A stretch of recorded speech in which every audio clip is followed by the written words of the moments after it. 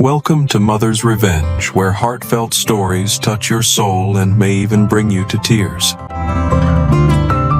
The Medicaid clerk's face went white as she stared at her computer screen. "Mr. Miller," she whispered, "according to this, you died in 1990. I thought I had misheard her.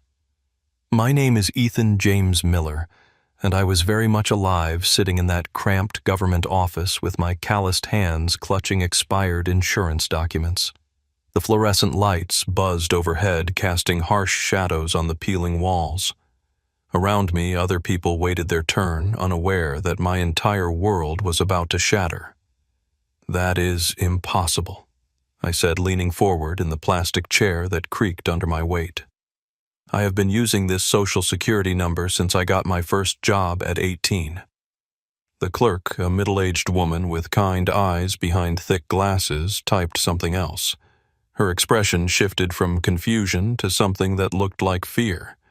She glanced at me, then back at her screen, then reached for her phone with trembling fingers.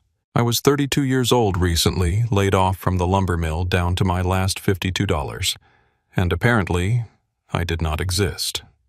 Or worse, I existed as someone who had been dead for almost 30 years. Behind me, I could feel the ghost of my stepfather, Gary Dawson, the man who had thrown me out 15 years ago. His words still echoed in my mind like they were branded there. "You are not my blood. Never, or never will be." Gary Dawson had married my mother Carol when I was 8. 2 years after my real father, Richard Miller, died in that trucking accident. From day one, Gary made it clear I was just baggage that came with the deal. He never hit me, never starved me, but every single day he reminded me I did not belong. His biological daughter Emily got new clothes, new toys, birthday parties with her friends. I got thrift store handouts and silence at the dinner table. The morning I turned 18, my bags were already packed by the front door. Gary stood there with his arms crossed, satisfaction written across his weathered face. "You are a man now," he had said, "not my responsibility. Time to make your own way." My mother had stood in the kitchen doorway, unable to meet my eyes. She did not say a word as I picked up those bags and walked out. Emily, only 12, then watched from her bedroom window. I still remember her small hand pressed against the glass, tears streaming down her face. She was the only one who seemed to care that I was leaving. For 15 years I had built my life from nothing. Construction sites, warehouses, finally the lumber mill. I never asked anyone for help, never took charity, never looked back. I convinced myself I did not need family, did not need Gary's approval, did not need my mother's love. I had my pride and my paycheck, and that was enough. Until the mill closed. Until the work injury that nobody wanted to cover. Until the medical bills ate through my savings like acid. Until I found myself in this government office, swallowing my pride to ask for help for the first time in my adult life. The clerk hung up her phone and looked at me with an expression I had never seen directed at me before.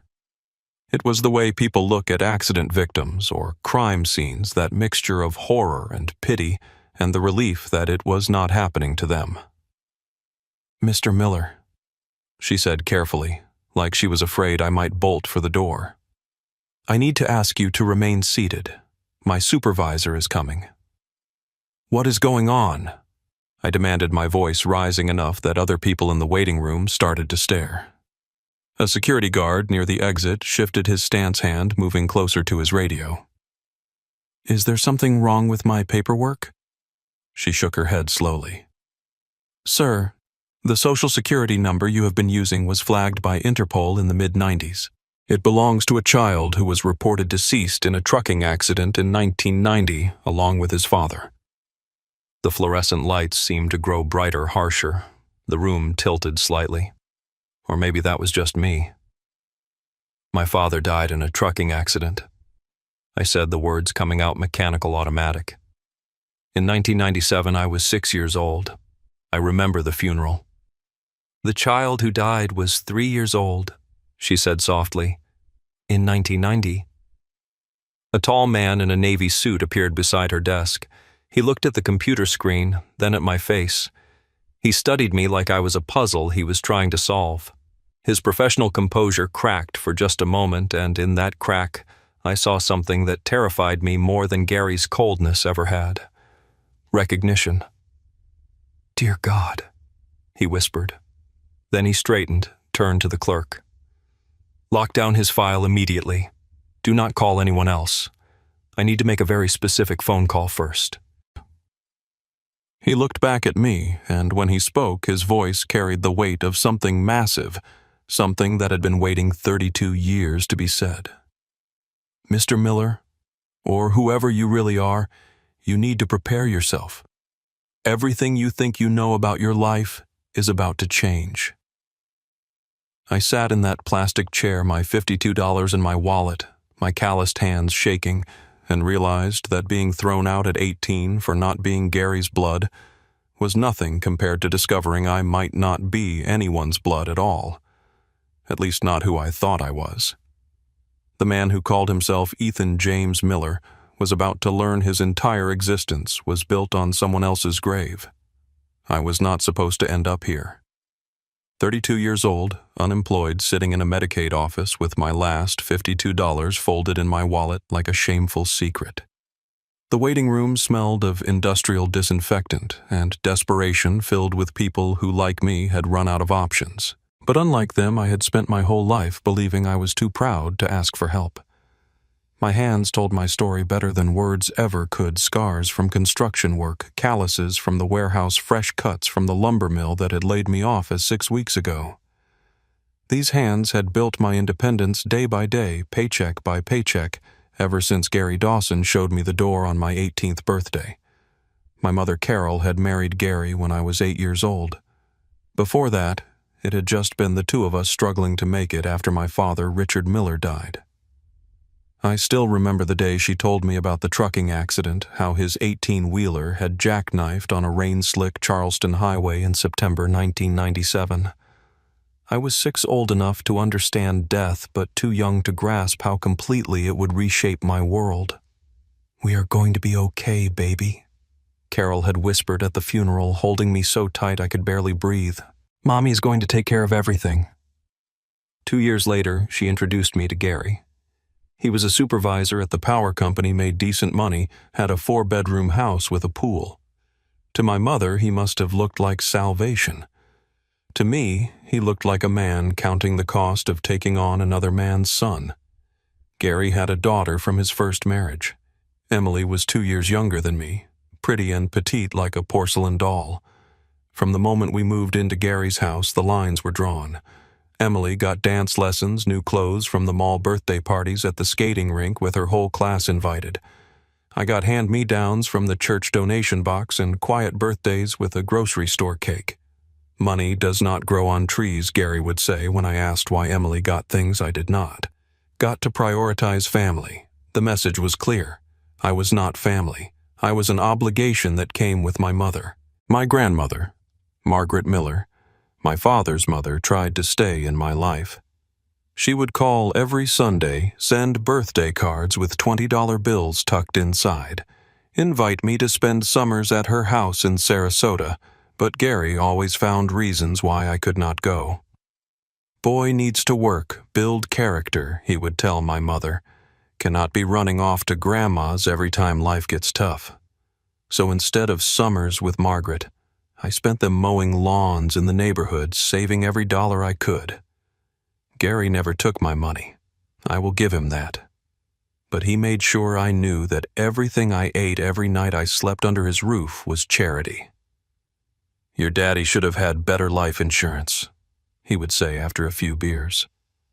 Man has got to provide for his family even after he is gone. My mother would shrink into herself when he said things like that, becoming smaller and quieter with each passing year. By the time I was in high school, she was like a ghost in her own home, floating between rooms without making a sound, cooking meals without making eye contact, existing without really living. Emily tried to bridge the gap between us. Sometimes she would sneak me cookies from the batch she and Gary made together, or let me watch television in her room when Gary monopolized the living room. But she was a kid too, navigating her own relationship with a father who measured love in possessions and blood relations. The day I turned 18 fell on a Friday. I came home from my shift at the grocery store to find 2 duffel bags by the front door packed with my clothes, my few books, and a manila envelope containing my birth certificate and social security card. "You are a man now," Gary Dawson announced from his recliner, not even bothering to stand up. "Time to make your own way in the world. Not my responsibility anymore. Never really were, if we are being honest." I looked at my mother standing in the kitchen doorway with a dish towel twisted in her hands. "Mom." She opened her mouth, closed it, then turned and walked back into the kitchen. That was all the goodbye I got. Emily ran out as I was loading my bags into my beat-up Honda Civic. "I am so sorry, Ethan. This is not right." "Not your fault, Em," I told her, meaning it. "You take care of yourself, okay?" That was 15 years ago. Since then, I had worked every job that would have me saved every penny I could and built a life that might not have been much but was entirely mine. No handouts, no charity, no depending on anyone else ever again. Until the lumber mill closed. Until the forklift accident that tore up my shoulder. Until the medical bills started arriving like an avalanche of red ink. Until I found myself here in this government office about to discover that my entire independent life had been built on a foundation of someone else's identity. The Medicaid office felt smaller with every passing second. Mrs. Linda Ramirez, the clerk who had been processing my application, kept glancing between her computer screen and my face like she was trying to solve an impossible equation. The normal office sounds around us. Keyboards, clicking phones, ringing, quiet conversations seemed to fade into a distant hum. "Just need temporary coverage until I find work," I repeated, trying to keep my voice steady. "The mill is reopening in the spring. I have got a callback lined up." Mrs. Ramirez nodded absently, her fingers moving across the keyboard. "I will need your social security number, Mr. Miller." I recited the 9 digits I had memorized since my first job application at 18. 604-783-192. The numbers that had defined my existence in every government database, every employment record, every tax return I had ever filed. Her fingers stopped mid-type. She deleted what she had entered and typed again, slower this time. Her brow furrowed. She leaned closer to the screen, then suddenly pulled back like it had burned her. "Mr. Miller, there seems to be an issue with your social security number." "What kind of issue?" My hands gripped the edge of her desk. "I have used this number for 15 years. Never had a problem before." She turned her monitor slightly away from me, but I caught a glimpse of red text warning symbols, something that definitely was not a normal processing screen. "Sir, this number was flagged by Interpol in 1994. Interpol." The word came out too loud.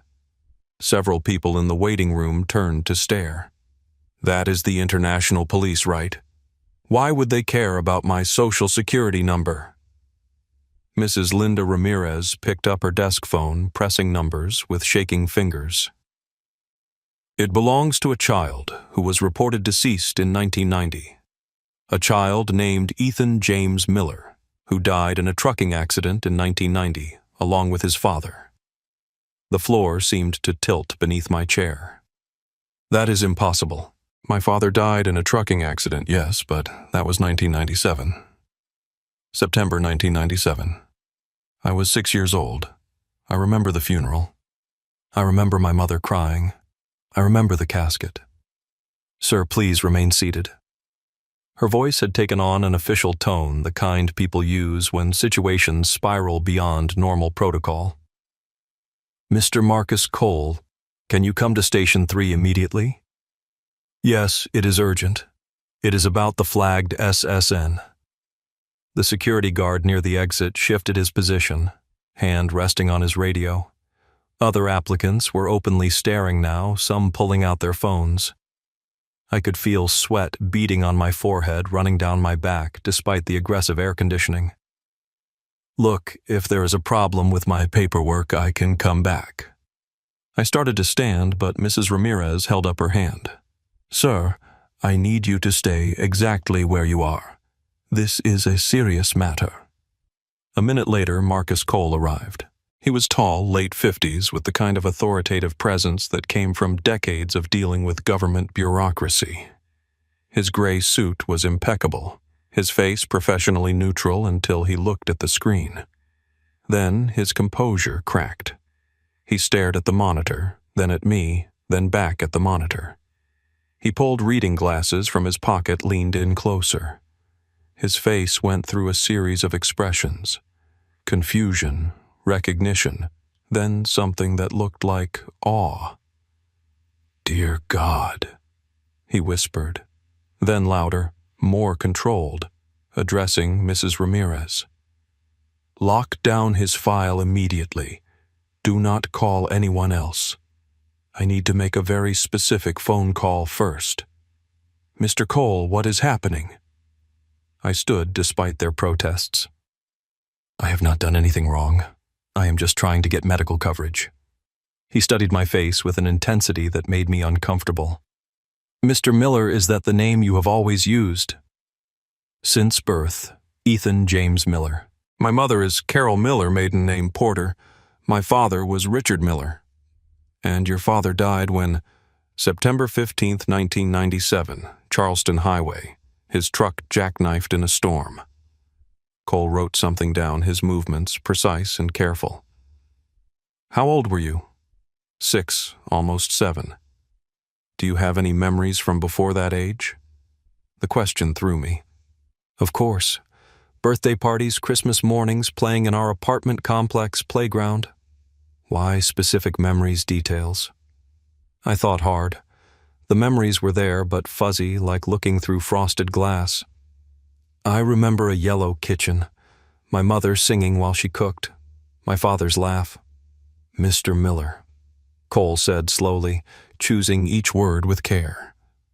"The Social Security number you have been using belonged to a 3-year-old child who died in 1994. That child's name was Ethan James Miller. His father was Richard Miller. They died together in a trucking accident, but it was 3 years earlier than you remember, and the child was 3 years younger than you claim to have been." My phone buzzed in my pocket. Unknown number. Against my better judgment, I pulled it out and read the text message that would change everything. "Stay where you are. Your real mother has been looking for you for 32 years. Agent Dana Blake, FBI Missing Children Division." The waiting room spun. Mrs. Linda Ramirez was saying something about protocol. Cole was on his phone speaking in urgent, quiet tones. The security guard had moved closer. And I stood there, a 32-year-old man who had just discovered his entire identity was built on a dead child's name. I stood up from the plastic chair, my legs unsteady, but my voice firm. "I do not know what is happening here, but I have not done anything wrong. If using this Social Security number is some kind of crime, I had no knowledge of it, Mr." Cole raised his hand in a calming gesture. "Mr. Miller, nobody is accusing you of a crime. Please sit back down. We need to understand what is happening here." "Is that even your real name?" Mrs. Ramirez asked quietly. "Ethan James Miller. It is the only name I have ever known," I said, sinking back into the chair. The security guard had moved closer, but Cole waved him back. "Tell me about your earliest memory," Cole said, pulling up a chair to sit across from me. "Not what you have been told, but what you actually remember." I closed my eyes, trying to push past the panic to think clearly. A yellow kitchen sunflowers on the wallpaper, my mother singing, "You Are My Sunshine," while making breakfast. But when I try to focus on details, they slip away. How about friends from childhood before age 6? I opened my eyes. "I do not know. We moved a lot," my mother said. "After my father died, we could not afford to stay anywhere long." "But you said your father died when you were 6. Why would you have moved a lot before that? The inconsistency hit me like cold water. I do not know. That does not make sense. Cole leaned forward. Mr. Miller, I am going to tell you something that will be hard to hear. The patterns in your early memories, the inconsistencies, the fact that you are using a deceased child's identity all point to one possibility. You may have been abducted as a young child and raised under a false identity. That is insane. The words came out automatic, but even as I said them, pieces were clicking into place. Gary's immediate hostility toward me, the way my mother could never look me in the eye when talking about my father, the complete absence of photos from before age 7. My phone buzzed again. Another text from Agent Dana Blake. Federal Building 915 East Lincoln Avenue, 5th floor. Your birth parents are flying in from Tulsa. They have been searching for you since 1991. I showed the text to Cole. He read it and nodded. I just got off the phone with the FBI. They have been tracking this case. Mr. Miller, or whoever you are, you need to go with them. But first I need to ask you something important. The woman who raised you, Carol, where is she now? I do not know. After Gary threw me out, I cut all contact. Last I heard from my half-sister Emily Mom and Gary divorced about 5 years ago. Mom moved somewhere out west. Utah, Cole said, reading from his phone. The FBI already has her in custody. She was living under the name Carol Jenkins. The room tilted again. She has been arrested. She has been wanted for kidnapping since 1991. Mr. Miller, your name is not Ethan. The real Ethan James Miller died with his father when he was 3. Carol was his mother. After losing her son, she apparently took another child to replace him. You. I thought about all the times my mother had held me just a little too tight, looked at me with eyes full of something I had thought was love, but now recognized might have been guilt or fear or both. Gary knew, I said suddenly, the realization hitting me like a physical blow. That is why he hated me. That is why he threw me out the second I turned 18. He found out somehow. Cole nodded. According to the FBI, Gary Dawson contacted them this morning after seeing news of Carol's arrest. He said she confessed to him when you were 17.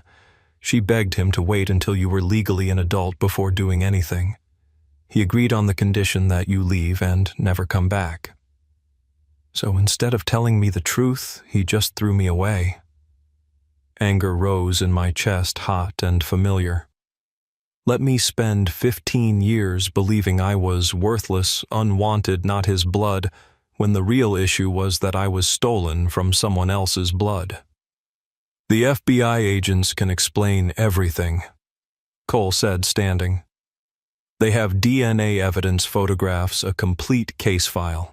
Your real name is Noah Wade Hayes. Your parents are Laura and Stephen Hayes from Tulsa. You were taken from a grocery store parking lot when you were 6 months old. I stood on legs that felt like they belonged to someone else. My parents, my real parents, they are alive. Very much so. They never stopped looking for you. Your mother runs the Hayes Family Center for Missing Children. Your father is a retired mechanic. You have a younger brother named Aaron, who was born after you disappeared. Mrs. Linda Ramirez printed something and handed it to me. It was a photo from a website. A family standing together at what looked like a charity event. The woman had my eyes, my exact shade of green. The man had my jaw, my build. The younger man between them looked like someone I might see in the mirror in a different life. They never gave up, Mrs. Ramirez said softly. 32 years, and they never stopped believing you were alive. I looked at the photo of strangers who were apparently my blood, my real family. The people who had been searching for me while I was being raised by a woman who had stolen me to replace her dead son. The $52 in my wallet did not matter anymore. The Medicaid application did not matter. Even the 15 years of anger at Gary did not matter. All that mattered was that somewhere in Tulsa, 2 people were getting on a plane to meet the son they had never stopped loving, never stopped searching for, never stopped believing would come home. "Take me to them," I said to Cole. "Take me to the FBI. I need to know everything." 2 hours later, I sat in a federal building conference room that smelled of coffee and old carpet. Agent Dana Blake, a woman in her 40s with kind eyes and an efficient manner, spread photographs across the table like she was dealing cards. Each image revealed another piece of a life I had never known existed. "Your name is Noah Wade Hayes." She began sliding the first photo toward me, a young couple holding a baby, both beaming at the camera. The woman's green eyes were identical to mine, down to the small fleck of gold in the left one. "You were born March 15, 1991 in Tulsa, Oklahoma. You were 6 months old when you were taken." I picked up the photo with trembling hands. The baby could have been any baby, but the woman holding him was undeniably connected to me. Same nose, same crooked smile, same way of tilting her head slightly when happy. September 18th, 1991. Agent Blake continued, pulling out a police report. "Your mother, Laura Hayes, was loading groceries at a Valley Fresh Market parking lot. A woman approached her asking for help with directions. While Laura was distracted, someone else took you from the shopping cart. The whole thing took less than 30 seconds. Security cameras. This was 1991. The few cameras they had were poor quality. All we got was a grainy image of a woman carrying you to a van. We now know that woman was Carol Porter." She pulled out another document. "Carol's real son, Ethan James Miller, died with his father Richard in that trucking accident in 1990. But here is what you do not know. It wasn't in September 1997 like you remember. It was in March 1990, and the child was 3, not 6. So all my memories of being 6 when my father died fabricated. Carol likely told you the story so many times that your brain created false memories to match. It is more common than you would think in child abduction cases. Young children accept what they are told as truth and build their identity around it." Agent Blake pulled up something on her tablet. A woman late 50s, still beautiful despite the wear of decades of grief. Her eyes were red from crying, but there was hope in them, desperate and bright. "This is Laura Hayes today, your mother. Your real mother. She never stopped looking. Never. She runs the Hayes Family Center for Missing Children. They have helped find over 230 missing kids in the past 3 decades. Your father, Stephen, retired early from his mechanic shop to help run it. Your younger brother, Aaron, was born 3 years after you disappeared. He is 30 now, works as a contractor in Broken Arrow." She swiped to another photo. A man in his 30s who looked like me if I had lived a different life. Same build, same hands, but his eyes held an ease mine had never known. "They are all here," I asked. "In this building. In the next room. They flew in the moment we called. Noah, there is something else you need to know." Agent Dana Blake pulled out one more document. "Gary Dawson has been cooperating fully. He told us everything." "What did he know?" "When you were 17, Carol got drunk one night and confessed everything. She told Gary you were not really Ethan, that she had taken you after her son died because she could not bear the emptiness. Gary was going to turn her in immediately, but she begged him. She said you only had 1 year left of high school, asked him to let you finish, become a legal adult before your world imploded. So he agreed to wait, then threw me out instead. He thought he was protecting you from the truth. In his twisted way, he believed making you independent was better than letting you find out your entire life was a lie while you were still a minor. That is why he always said I was not his blood. He knew I was not anyone's blood, at least not who I thought." Agent Blake shook her head. "You are wrong. You are someone's blood. You are Laura and Stephen Hayes' blood. They have been bleeding for 32 years, waiting for this moment." She stood up, walked to the door. "Are you ready?" I nodded, though ready was the last thing I felt. The door opened and time stopped. Laura Hayes stood there, frozen in the doorway.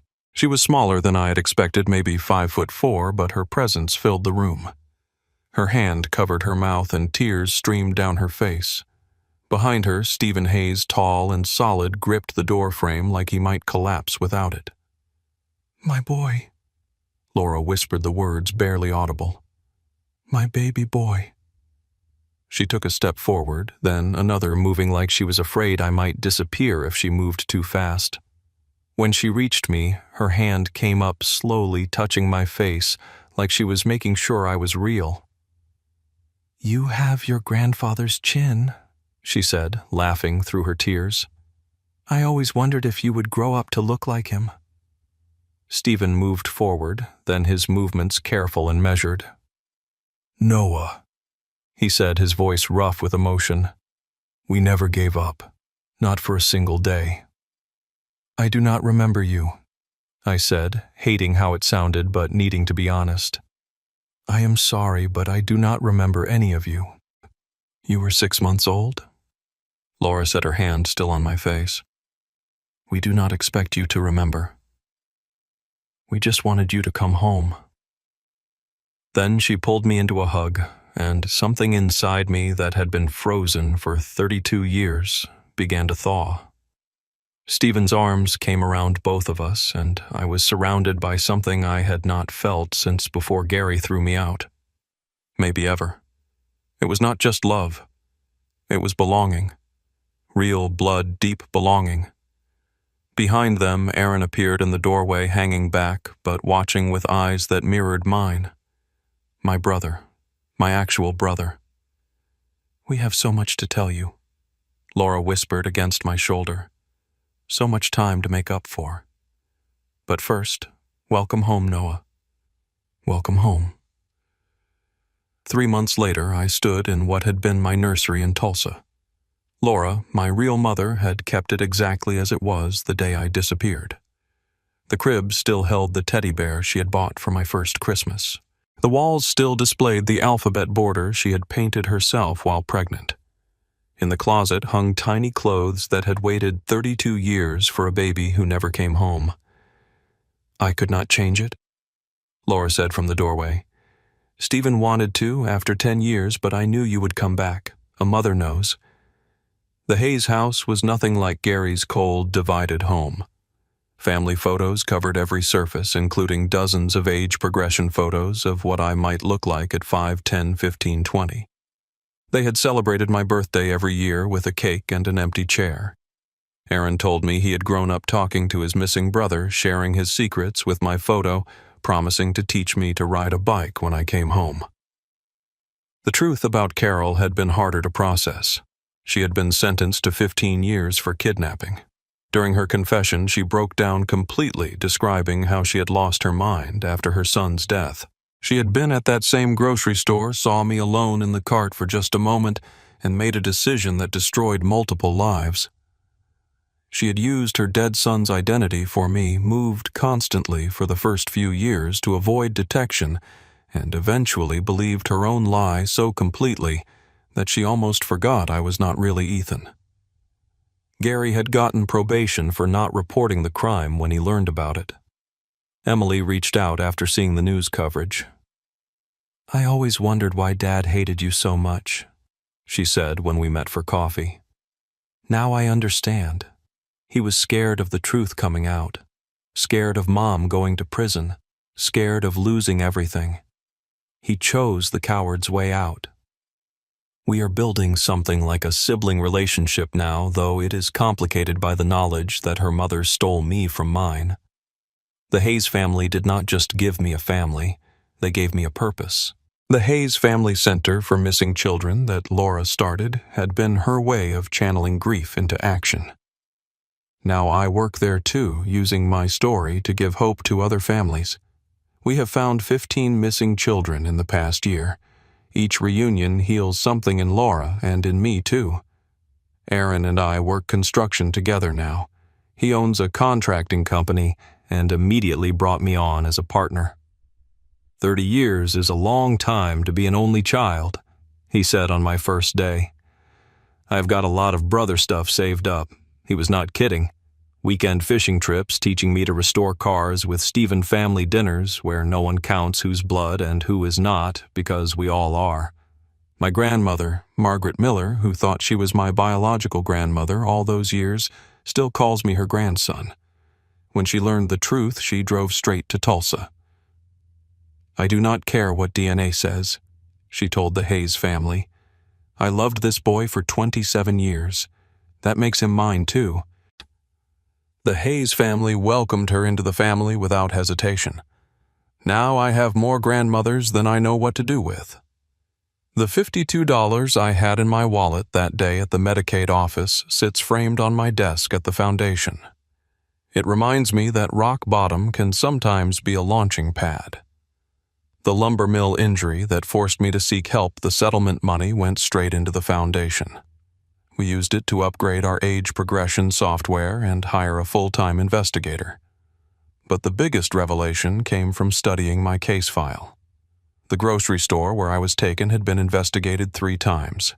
Each time they were 1 interview away from finding Carol. One customer saw her but did not think it was important enough to report.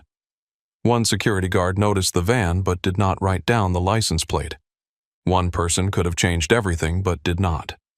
Now, when I speak at foundation events, I tell people this: if you see something, say something. That feeling in your gut that something is wrong, trust it. You might be the one person who brings someone home. I spent 32 years as Ethan James Miller living as a ghost of a boy who died in 1990. I was thrown away at 18 by a man who said I was not his blood, not knowing I was someone else's blood. Someone who never stopped searching, never stopped hoping, never stopped loving me. Sometimes the worst moments of our lives are really just doors to who we are meant to be. That broken social security number did not just reveal my past. It gave me a future, a real family, a purpose, a truth worth more than any lie, no matter how long I lived it. The boy who was told he was nobody's blood discovered he was somebody's everything, and that somebody had been waiting 32 years to say just one word: welcome. Every story of loss can become a story of finding. Every lie we live leaves breadcrumbs back to the truth. Sometimes it just takes a government clerk, a flagged number, and the courage to follow those breadcrumbs home. I was Noah Hayes all along. I just had to lose everything as Ethan James Miller to find it. If this story touched you, please share it with someone who needs to hear it. Leave a comment below with your thoughts, and do not forget to subscribe to our channel for more incredible true stories of families reunited against impossible odds. Remember, someone out there might be looking for you.